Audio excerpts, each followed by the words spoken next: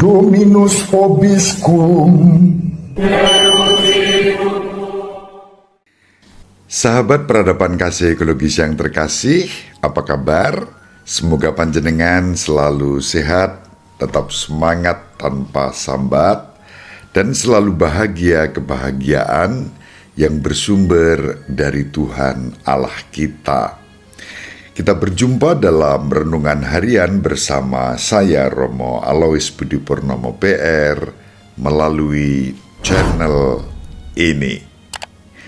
Hari ini adalah peringatan wajib Santa Teresia dari Avila, perawan dan pujangga gereja yang hidup pada tahun 1515 sampai 1582. Mari kita awali perjumpaan kita dengan bersatu di dalam doa. Dalam nama Bapa dan Putra dan Roh Kudus. Amin. Allah Bapa yang Maha Pengasih dan Penyayang, dengan daya dan kuasa Roh Kudus-Mu, Engkau telah menggerakkan Santa Teresia dari Avila untuk menunjukkan kepada gereja jalan kesempurnaan yang harus ditaati.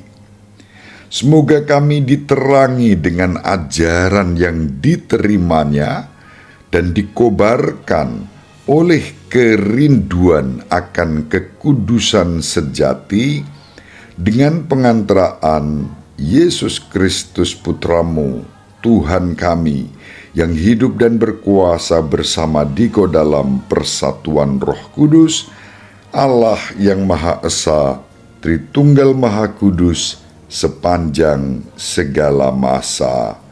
Amin. Dalam nama Bapa dan Putra dan Roh Kudus. Amin. Sahabat peradaban kasih ekologis yang terkasih, pada peringatan wajib Santa Teresia Avila ini, kita akan membaca Injil Yohanes bab 15 ayat 1 sampai 8. Pada perjamuan malam terakhir, Yesus berkata kepada murid-muridnya, "Akulah pokok anggur yang benar, dan Bapakulah pengusahanya. Setiap ranting padaku yang tidak berbuah, dipotongnya, dan setiap ranting yang berbuah, dibersihkannya, supaya lebih banyak berbuah. Kamu memang sudah bersih karena firman yang telah kukatakan kepadamu. Tinggallah di dalam aku, dan aku di dalam kamu. Sama seperti ranting yang tidak dapat berbuah dari dirinya sendiri kalau ia tidak tinggal pada pokok anggur, demikian juga kamu tidak berbuah jikalau kamu tidak tinggal di dalam aku. Akulah pokok anggur, dan kamulah ranting-rantingnya.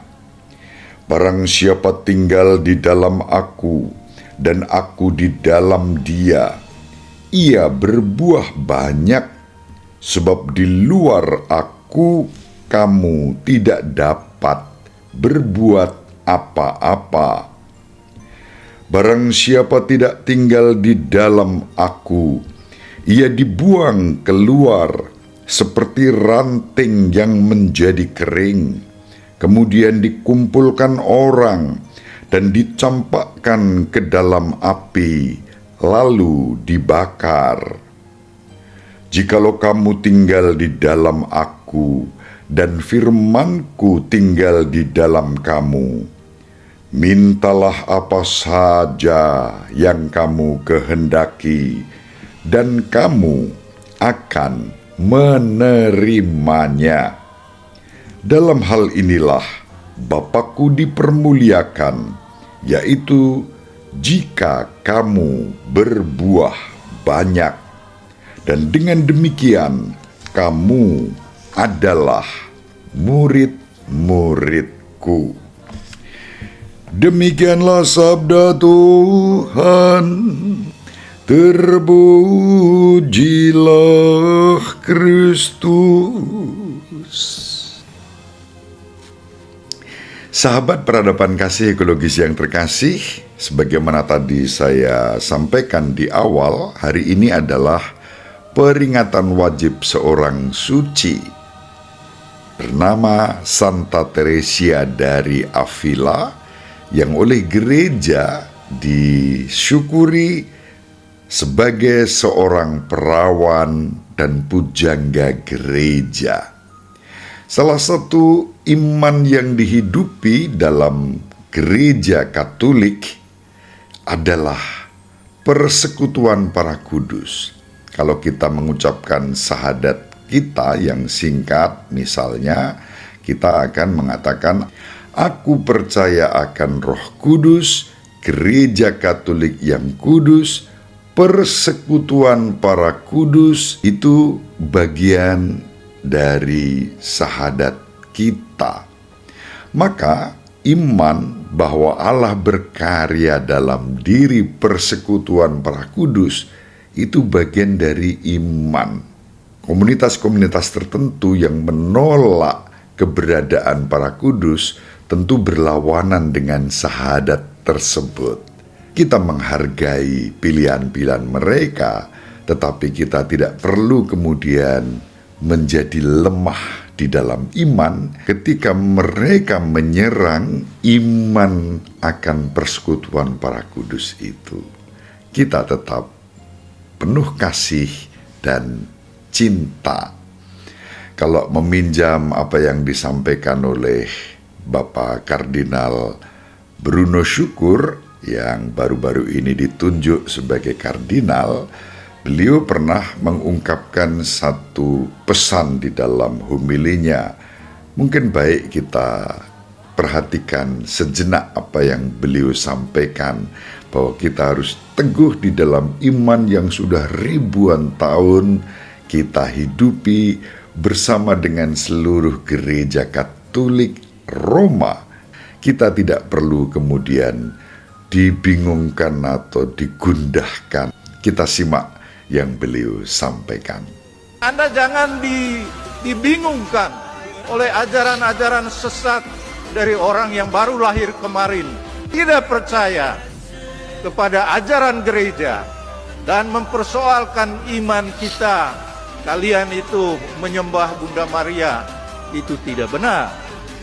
Dia yang mungkin salah lalu mempersoalkan iman.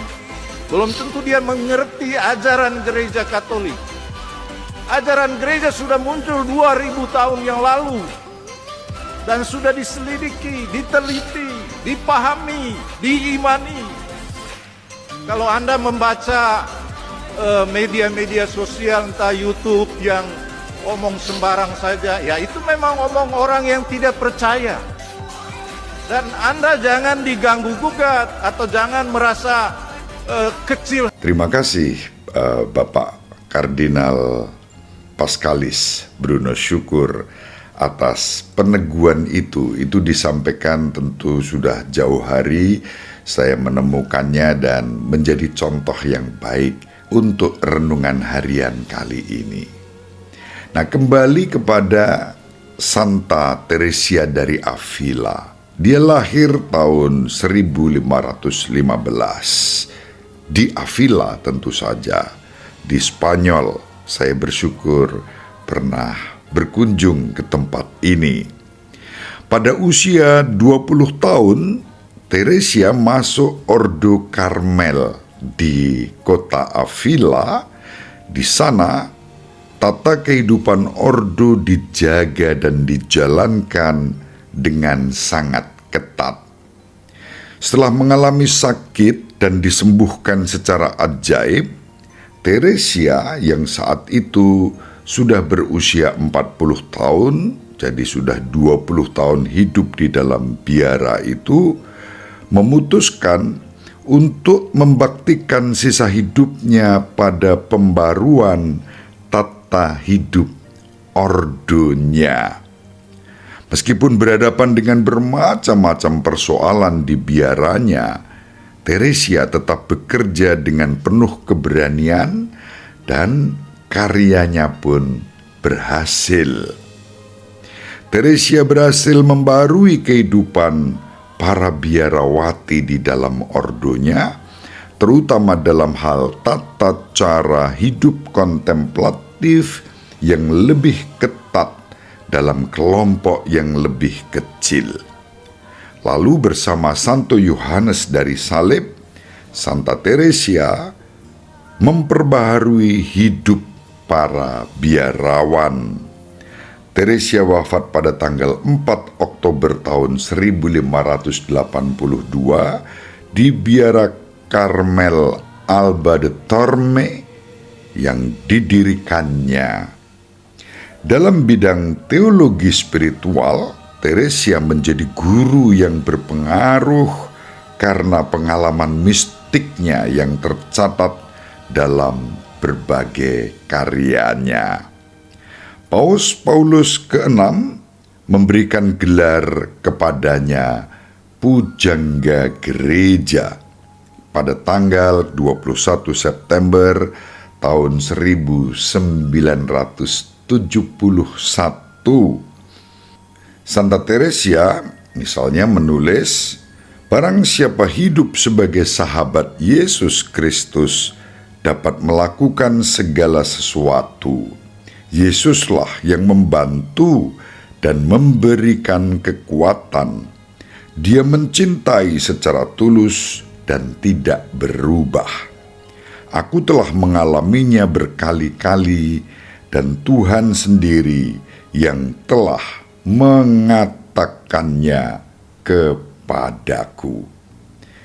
Sahabat peradaban kasih ekologis yang terkasih, persis dalam pengalaman Santa Teresia Avila itu, kebenaran sabda Tuhan kita Yesus Kristus dalam Injil Yohanes sebagai sang pokok anggur dan kita ranting-rantingnya menjadi nyata.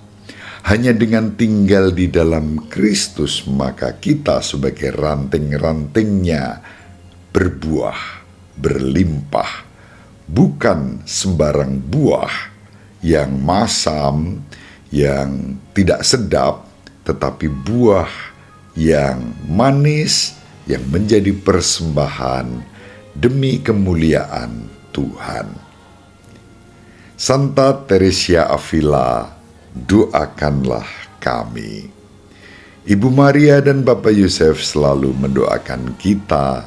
Semoga panjenengan semua sahabat peradaban kasih ekologis yang terkasih bersama seluruh anggota keluarga dimanapun berada, dibimbing, dilindungi, dan diberkati oleh Allah yang Maha Kuasa, Bapa dan Putra dan Roh Kudus.